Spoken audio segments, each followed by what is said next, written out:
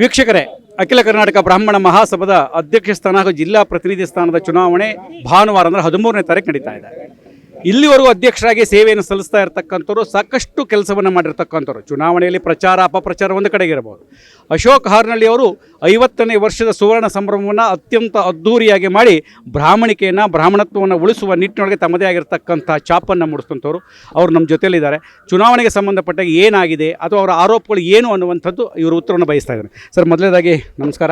ತಾವು ಅಧ್ಯಕ್ಷರಾಗಿ ಸಾಕಷ್ಟು ಕೆಲಸವನ್ನು ಮಾಡಿದ್ದೀರಿ ಅನ್ನುವಂಥದ್ದು ಸಾಕಷ್ಟು ಮಾಹಿತಿ ಇದೆ, ಎಲ್ಲ ನಡೀತಾ ಇದ್ದಾರೆ. ಈಗ ಚುನಾವಣೆ ಬಂದಿರೋದ್ರಿಂದ ಒಂದಷ್ಟು ಆರೋಪಗಳು ಸಹಜ ಇದೆ. ಆ ಆರೋಪಗಳಿಗೆ ನಿಮ್ಮಿಂದ ಸ್ಪಷ್ಟನೆ ಕೇಳುವುದಕ್ಕೂ ಮುನ್ನ ನಿಮ್ಮ ಅಭ್ಯರ್ಥಿ ಭಾನುಪ್ರಕಾಶ್ ಶರ್ಮಾರವರ ಬಗ್ಗೆ ಏನು ಹೇಳ್ತೀರಿ ಮತ್ತು ಅವ್ರನ್ನ ಯಾಕೆ ಆಯ್ಕೆ ಮಾಡಬೇಕು? ನೋಡಿ, ನಾನೇ ನಿಲ್ಬೋದಾಗಿತ್ತು. 3 ವರ್ಷ ಕೆಲಸ ಮಾಡಿದ್ದೇನೆ. 3 ವರ್ಷ ನನಗೆ ಅನೇಕ ರಾಜ್ಯಾದ್ಯಂತ ಹೋಗಿರತಂಥ ಸಂಪರ್ಕದ ಮೇಲೆ ಇನ್ನೂ ಹೆಚ್ಚಿನ ಒಂದು ತಳಾದಿತಂಗ ಮಾತ್ರ ಮಾಡಿದ್ದೀನಿ. ಅದ್ರ ಮೇಲೆ ಕಟ್ಟಡ ಕಟ್ಟೋಕ್ಕೆ ಅವಕಾಶ ಇತ್ತು. ಆದರೆ ನನ್ನ ಅಭಿಪ್ರಾಯ, ಯಾವುದೇ ಒಂದು ಹುದ್ದೆಗೆ ಯಾವುದೇ ಒಂದು ಸಂಸ್ಥೆಗೆ ಅಂಟ್ಕೊಂಡಿರಬಾರ್ದು, ಬೇರೆಯವ್ರು ಬರಬೇಕು ಅನ್ನೋ ದೃಷ್ಟಿಯಲ್ಲಿ ಆಲೋಚನೆ ಮಾಡಿದೆ. ನಮ್ಮಲ್ಲಿ ಕೆಲವು ನಿಯಮಗಳಿದೆ. ಅದರ ಪ್ರಕಾರ ನನ್ನ ಜೊತೆ ಕೆಲಸ ಮಾಡಿದ್ದು ಭಾನುಪ್ರಕಾಶ್ ಶರ್ಮಾ ಅವರು ಯಾವುದೇ ವ್ಯಕ್ತಿ ಬಗ್ಗೆ ಕೆಟ್ಟದಾಗಿ ಮಾತಾಡಿದ್ದು ನಾನು ನೋಡಿಲ್ಲ. ಯಾವುದ್ರ ಬಗ್ಗೆನೂ ಈ ಗಾಸಿಪ್ ಮಾಂಗರಿಂಗ್ ಮಾಡಿದ್ದು ನಾನು ನೋಡಿಲ್ಲ. ಅವ್ರಿಗೆ ಯಾವುದೋ ಒಂದು ರೀತಿಯಲ್ಲಿ ಯಾರಿಗೂ ಗೊತ್ತಾಗದೆ ಎಲೆಮರೆಕಾಯಿ ಹಾಕಿ ಕೆಲಸ ಮಾಡೋದು. ಇವತ್ತಿಗೂ ಸಹ ನೀವೇನು ಮಾಡಿದ್ದೀರಾ ಅಂದರೆ ಅವ್ರ ಬಗ್ಗೆ ಅವ್ರು ಹೇಳ್ಕೊಳ್ಳಲ್ಲ.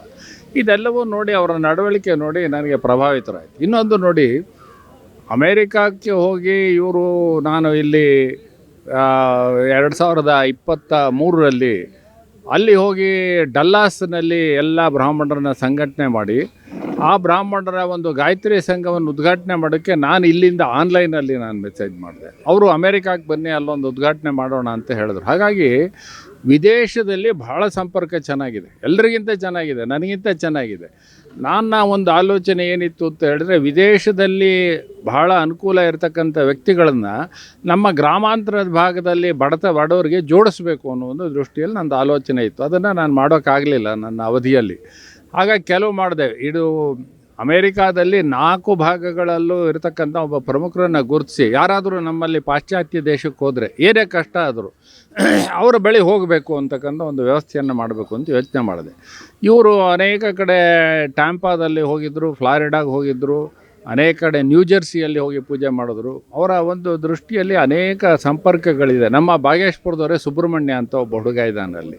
ಅವನು ಸಹ ಇವರು ಬಲಗೈಯಾಗಿ ಅಮೇರಿಕಾದಲ್ಲಿ ಅನೇಕ ಕಡೆ ಕೆಲಸ ಮಾಡಿದ. ಆದ್ದರಿಂದ ನಾನು ಅಂದ್ಕೊಂಡೆ, ಸದಾಚಾರವಾಗಿದ್ದಾನೆ, ಸನ್ಮಾರ್ಗದಲ್ಲಿದ್ದಾರೆ. ನಮ್ಮ ಬ್ರಾಹ್ಮಣ ಸಂಘಟನೆಗೆ ಒಂದು ಅಧ್ಯಕ್ಷ ಅನ್ನೋದು ಒಂದು ಗೌರವ ಕೊಡೋ ರೀತಿ ಇರಬೇಕು. ಸುಮ್ಮನೆ ನಾವು ಯಾವುದೋ ಒಂದು ರೀತಿಯಲ್ಲಿ ಹಣ ಇರೋದು ಒಂದೇ ಮಾರ್ಗ ಅಲ್ಲ. ಆ ದೃಷ್ಟಿಯಲ್ಲಿ ನಾನೇ ಹೋಗಿ ಅವ್ರು ಹಿಂಜರಿದ್ರು. ನಾನು ನನ್ನ ಕೈಲಾಗುತ್ತಾ ಅಂತೇಳಿ ಅವ್ರು ಯಾವುದೂ ಹೇಳ್ಕೊಳ್ಳಿಲ್ಲ. ನನ್ನ ಮನಸ್ಸಿಗೆ ಅನ್ನಿಸ್ತು, ಈತ ಒಳ್ಳೆಯ ವ್ಯಕ್ತಿ, ಈ ಥರ ಆಗಲಿ, ನನ್ನ ಕೈಲಾದಂಥ ಮಾರ್ಗದರ್ಶನ ಮಾಡ್ತೀನಿ. ಅಂದರೆ ನಾನೇನು ನಿಯಂತ್ರಣ ಮಾಡೋಲ್ಲ, ನಾನು ಹೇಗೆ ನಿಯಂತ್ರಣ ಮಾಡೋಕ್ಕಾಗುತ್ತೆ.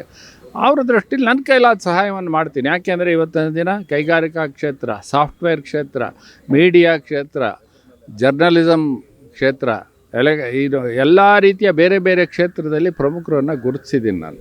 ಅವರು ಅನೇಕ ಜನ ನಮ್ಮ ಬಿಸ್ನೆಸ್ ಎನ್ಕ್ಲೇವ್ಗೆ ತಾವು ಬಂದಿದ್ದರು, ಗೊತ್ತಾಗಿರೋದು. ಕ್ಯಾಪ್ಟನ್ ಗೋಪಿನಾಥ್ ಅವರು ಬಂದಿದ್ದರು, ಮೋಹನ್ ದಾಸ್ ಪೈ ಅವರು ಬಂದಿದ್ದರು. ಅನೇಕ ಪ್ರಮುಖರನ್ನು ನಾವು ಈ ಸಂಘಟನೆಗೆ ಜೋಡಿಸಿದ್ದೀನಿ. ಹಾಗಾಗಿ ಇವರನ್ನೆಲ್ಲರ ಸಹಾಯವನ್ನು ನಾನು ಮಾಡ್ತಕ್ಕಂಥ ತಯಾರು ಮಾಡಿರೋ ಅಡುಗೆನ ಅವರಿಗೆ ಕೊಡಬೇಕು ಅನ್ನೋ ದೃಷ್ಟಿಯಲ್ಲಿ ಅವ್ರ ಮೇಲೆ ನನಗೆ ನಂಬಿಕೆ ಬಂತು. ಆ ದೃಷ್ಟಿಯಲ್ಲಿ ನಾನು ನಿಂತ್ಕೊಳ್ಳಿ ಅಂತ ಹೇಳಿ ಮನವಿಯನ್ನು ಮಾಡಿದೆ. ಈಗ ಮೊನ್ನೆ ತಾವೊಂದು ಹೇಳಿಕೆ ಕೊಟ್ಟಂಥದ್ದು, ಏನೋ ಅವರು ಬಂದೇ ಇಲ್ಲ, ನಿಮ್ಮ ಪ್ರತಿಸ್ಪರ್ಧಿ ಅಥವಾ ಸಹಸ್ಪರ್ಧಿ ಅವರು ಜೊತೆಗೆ ಬರ್ತಾ ಇಲ್ಲ, ಕೆಲಸ ಮಾಡಲಿಲ್ಲ, ಸೋತ ಮೇಲೆ ಈ ಕಡೆ ತಲೆ ಇಟ್ಟು ಮಲಗಿಲ್ಲ ಅಂತ ಹೇಳಿದ್ರೆ ಅವ್ರು ಸ್ಪಷ್ಟನೆಯನ್ನು ಕೊಟ್ಟಿದ್ದಾರೆ. ಅದು ತಾವು ಗಮನಿಸಿರ್ಬೋದು ಅಂತೇಳಿ. ಅಂತ ನಿಮಗೆ ಅಸಹನೆ, ಒಂದು ರೀತಿ ಟಾಲರೆನ್ಸ್, ನೀವು ಅದಕ್ಕೆ ಸಹಕಾರ ಕೊಡ್ತಿಲ್ಲ, ನಿಮ್ಮದೇ ತಪ್ಪಿದೆ ಅನ್ನುವಂಥ ರೀತಿಯಲ್ಲಿ ಅವ್ರು ಉತ್ತರವನ್ನು ಕೊಟ್ಟಿದ್ದಾರೆ. ಅದು ನಿಜಾನ? ಅವ್ರು ಬಂದಿದ್ರ, ಕೆಲಸ ಮಾಡಿದ್ರೆ ತಾವು ಯಾಕೆ ಸುಳ್ಳು ಹೇಳುವ ಪ್ರಯತ್ನವನ್ನು ಮಾಡಿದ್ರಿ? ಇಲ್ಲ ಒಂದು ಕಡೆ ತಾವು ಸುಳ್ಳಿನ ಚಕ್ರವರ್ತಿ, ಅವ್ರು ಬರೀ ಸುಳ್ಳು ಹೇಳ್ಕೊಂಡು ಹೊಟ್ಟಿದ್ದಾರೆ ಅಧ್ಯಕ್ಷರು, ಹತಾಶ ಮನೋಭಾವ ಅನ್ನುವಂಥ ಮಾತುಗಳು ವ್ಯಕ್ತ ಆಗ್ತಾಯಿದೆ. ಇದಕ್ಕೆ ಏನು ಹೇಳ್ತೀರಿ? ನನಗೆ ಹತಾಶೆ ಆಗಬೇಕಾದ್ರೆ ಯಾವುದಾದ್ರು ಒಂದು ಅಪೇಕ್ಷೆ ಇದ್ರೆ ತಾನೇ ನನಗೆ ಹತಾಶೆ ಆಗೋದು. ನಾನು ಸೋಲು ಗೆಲುವು ಎರಡನ್ನೂ ಸ್ವೀಕರಿಸೋಕ್ಕೆ ಸಿದ್ಧವಾಗಿದ್ದೀವಿ. ನಾನೇನು ಇದಿಲ್ಲ, ಸೋತು ಬಿಟ್ಟು ಮಾತ್ರಕ್ಕೆ ನಾವು ಬ್ರಾಹ್ಮಣರ ಸಂಘದ ವಿರೋಧಿ ಅಂತ ಇಲ್ಲ. ಮೊದಲನೇದಾಗಿ ಸುಧಾಕರ್ ಬಾಬು ಎದುರುಗಡೆ ಕೂತಿದ್ದಾರೆ. ಅವರು ನನ್ನ ವಿರೋಧಿ. ಹಾಸನದಲ್ಲಿ ಹೋಗಿ ಪ್ರೆಸ್ ಕಾನ್ಫರೆನ್ಸ್ ಮಾಡಿ ವಿರೋಧ ಮಾಡಿದ್ರು. ಆಮೇಲೆ ಬಂದು ನಾನು ನಿಮ್ಮ ಜೊತೆ ಕೈ ಜೋಡಿಸೋಕ್ಕೆ ತಯಾರಿದ್ದೀನಿ. ಹೌದು ರೀ, ಬ್ರಾಹ್ಮಣ ಸಂಘಟನೆಗೆ ಯಾರು ಬೇಕಾದರೂ ಬರ್ಬೋದು, ನೀವು ಬಂದರೆ ನೀವು ಕೈ ಜೋಡಿಸಿ ಅಂದೆ. ನಾನು ನಿಮ್ಮ ಇದಕ್ಕೆ ಪ್ರಚಾರಕ್ಕೆ ಬಂದಾಗ ನಾನು ನಿಮ್ಮ ಕಚೇರಿಗೂ ಬಂದು ಮಾತಾಡಿದ್ದೀನಿ. ನಾನೇನು ಆ ರೀತಿಯಾದಂಥ ನಾನು ಅದ್ವೇಷ್ಟ ಸರ್ವಭೂತಾನಾಂ ಅಂತ ಏನು ಇದರಲ್ಲಿ ಇದೆಯೋ, ನಾನು ಅದು ಯಾರ ಮೇಲೂ ದ್ವೇಷ ಇಲ್ಲ. ಆದರೆ ನೀವು ಕೆಲವು ಆರೋಪಗಳನ್ನು ಮಾಡ್ತಾ ಇದ್ದೀರಾ. ಯಾಕೆಂದರೆ ಮೊನ್ನೆ ಸಾಮಾನ್ಯ ಸಭೆಯಲ್ಲಿದ್ದಾಗ ನೀವು ಲೆಕ್ಕಪತ್ರ ಕೊಡಲಿಲ್ಲ ಹಾಗೆ ಹೀಗೆ ಅಂತ ಬಹಳ ಕೂಗಾಡಿದ್ರಿ. ಸಮಾಧಾನವಾಗಿದ್ದರೆ ನಾನು ಪ್ರತಿಯೊಂದಕ್ಕೂ ಉತ್ತರ ಕೊಡ್ತಾ ಇದ್ದೆ.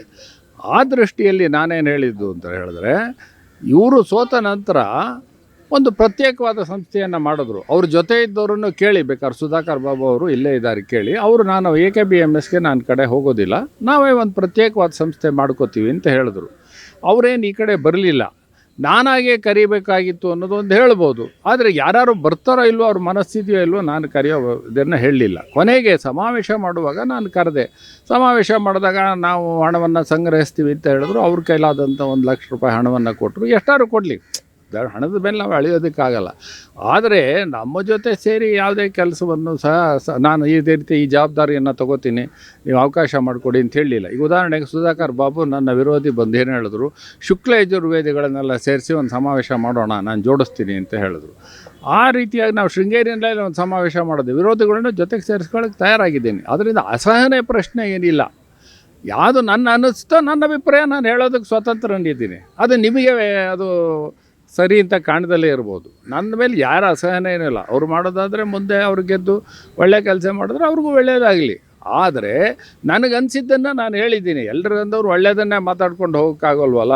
ನನಗನ್ಸಿದ್ದೇನು, ಇವ್ರು ಯಾರೂ ಬಂದು ನನಗೆ ಕೈ ಜೋಡಿಸ್ಲಿಲ್ಲ. ಯಾವಾಗ ಈ ಉದಾಹರಣೆ ಸಮಾವೇಶ ಮಾಡಿದೆ. ಸಮಾವೇಶ ಮಾಡಿದಾಗ ನಾನು ಮನೆಗೆ ಹೋಗಿ ಎಲ್ಲರ ಹತ್ರ ಹೋಗಿ ಹಣವನ್ನು ಕೊಡಿ, ಸಮಾವೇಶ ಚೆನ್ನಾಗಿ ಮಾಡೋಣ ಅಂತ ಹೇಳಿದೆ. ಇವರೆಲ್ಲ ಬಂದು ಏನು ಮಾಡಿದ್ರು, ಈ ಚುನಾವಣೆ ಕರಪತ್ರ ಹಂಚೋದ್ರು.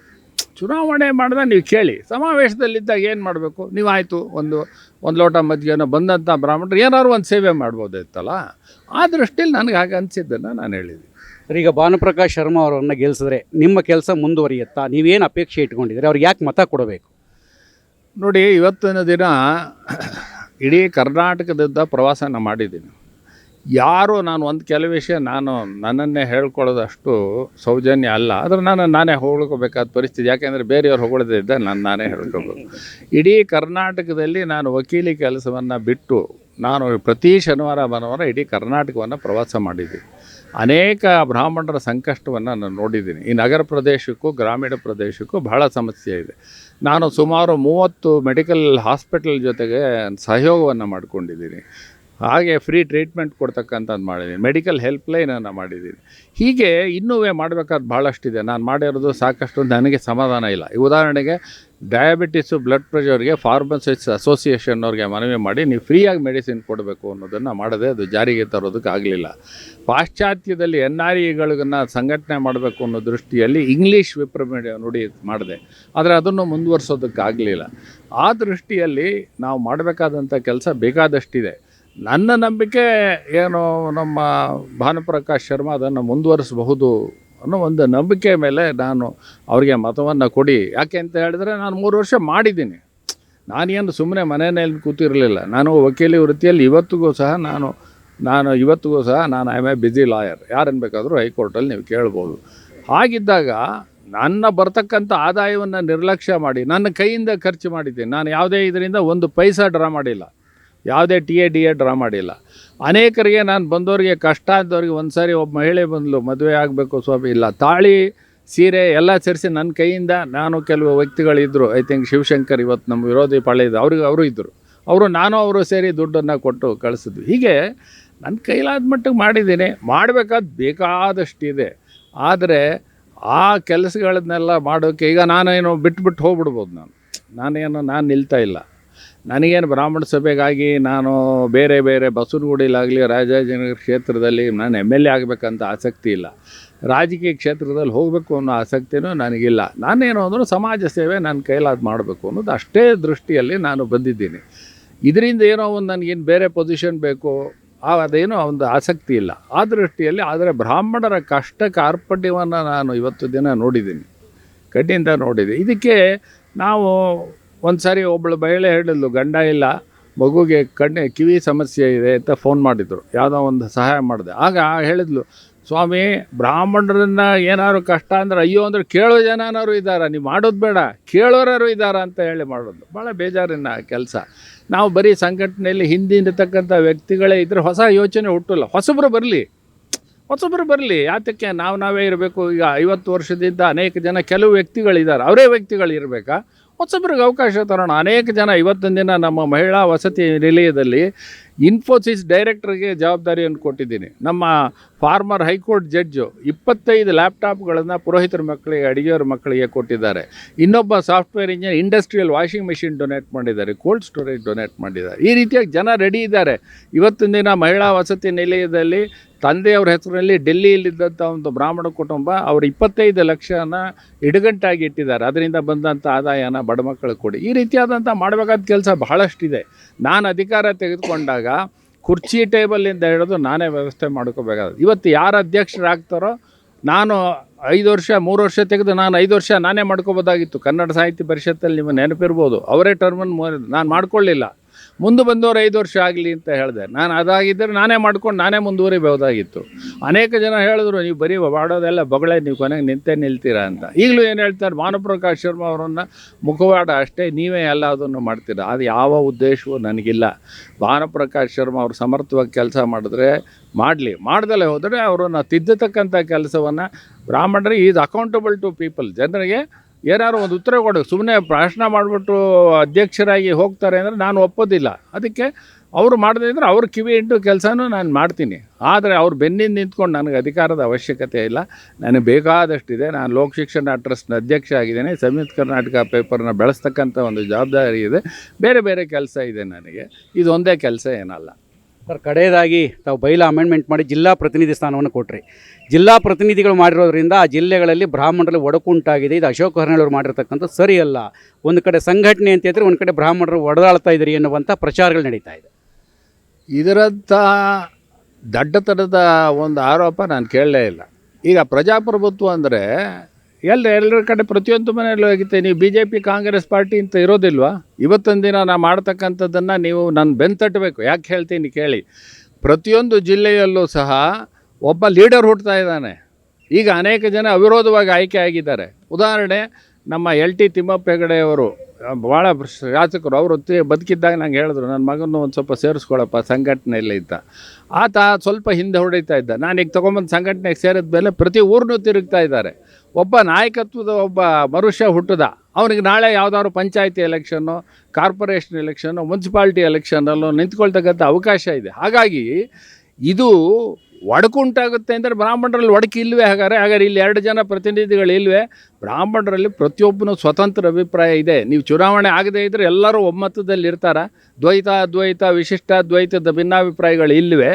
ಅದರಿಂದ ಇದಕ್ಕೆಲ್ಲ ಅರ್ಥವಿಲ್ಲ. ಆದರೆ ಒಬ್ಬ ಚುನಾವಣೆಯಲ್ಲಿ ಗೆದ್ದರೆ ಅವ್ನು ನಾಳೆ ಯಾವುದಾದ್ರು ಪಾರ್ಟಿಲಾಗಲಿ, ಇನ್ನೊಂದು ಚುನಾವಣೆಯಲ್ಲಿ ನಾನು ಗೆದ್ದಿದ್ದೀನಿ, ಬ್ರಾಹ್ಮಣರು ನಾನು ನಿಂದಿದ್ದಾರೆ ಅಂತ ಕೇಳ್ತಕ್ಕಂಥ ಒಂದು ಅವಕಾಶ ಇದೆ. ನನ್ನ ದೃಷ್ಟಿಯಲ್ಲಿ ನಾನು ಮಾಡಿರ್ತಕ್ಕಂಥ ಬ್ರಾಹ್ಮಣ ಸಮಾಜಕ್ಕೆ ನಾನು ಮಾಡಿರೋದು ಇದೊಂದು ದೊಡ್ಡ ಉಪಕಾರ ಅಂತೇಳಿ ನಾನು ಭಾವಿಸ್ತೀನಿ. ವೀಕ್ಷಕರೇ, ಪ್ರತಿಸ್ಪರ್ಧಿಗಳ ಒಂದು ಆರೋಪಕ್ಕೆ ಸ್ಪಷ್ಟ ಉತ್ತರವನ್ನು ಅಶೋಕ್ ಹಾರ್ನಳ್ಳಿ ಅವರು ಕೊಟ್ಟಿದ್ದಾರೆ. ಜಿಲ್ಲಾ ಪ್ರತಿನಿಧಿ ಸ್ಥಾನಕ್ಕೆ ನಡೆಯುವ ಚುನಾವಣೆಯಿಂದ ವಿಘಟನೆಯಾಗ್ತದೆ ಅನ್ನುವಂಥ ಮಾತುಗಳು ಅವರು ಹೇಳ್ತಾ ಇದ್ದರು. ಜಿಲ್ಲಾ ಪ್ರತಿನಿಧಿ ಸ್ಥಾನದ ಚುನಾವಣೆಯಿಂದ ಬ್ರಾಹ್ಮಣರಲ್ಲಿ ನಾಯಕತ್ವದ ಗುಣ ಬರುತ್ತೆ, ಅವನೊಬ್ಬ ದೊಡ್ಡ ನಾಯಕನಾಗಲಿಕ್ಕೆ ಅವಕಾಶವಿದೆ ಅನ್ನುವಂಥದ್ದನ್ನು ನನ್ನನ್ನು ಅವರು ಅಭಿನಂದಿಸಬೇಕು ಅನ್ನುವಂಥ ಮಾತಿನ ಜೊತೆಗೆ ನನ್ನ ಮುಖಾಂತರವಾಗಿ ಸ್ಪರ್ಧೆಯನ್ನು ಮಾಡಿದ್ದಾರೆ ಅಂತ ಹೇಳ್ತಾ ಇದ್ದೀನಿ. ಅವರು ನಾನು ಹೇಳಿದಾಗೆ ಕೇಳುವಂಥದ್ದಾಗಲಿ ನಾನು ನಿಯಂತ್ರಣ ಮಾಡುವ ಉದ್ದೇಶ ನನಗಿಲ್ಲ. 100ಕ್ಕೆ 100 ಭಾನುಪ್ರಕಾಶ್ ಶರ್ಮಾ ಅವರು ಅಖಿಲ ಕರ್ನಾಟಕ ಬ್ರಾಹ್ಮಣ ಮಹಾಸಭಾದ ಅಧ್ಯಕ್ಷರಾಗೋದಕ್ಕೆ ಎಲ್ಲ ರೀತಿಯಿಂದ ಅರ್ಹತೆ ಇದೆ. ಅವರ ಆಯ್ಕೆ ಶತಸಿದ್ಧ ಅನ್ನುವಂಥ ಮಾತುಗಳನ್ನು ಅಶೋಕ್ ಹಾರ್ನಳ್ಳಿ ಅವರು ಆಡಿದ್ದಾರೆ. ಇದೆಲ್ಲ ನಿಮ್ಮ ಗಮನಕ್ಕೆ.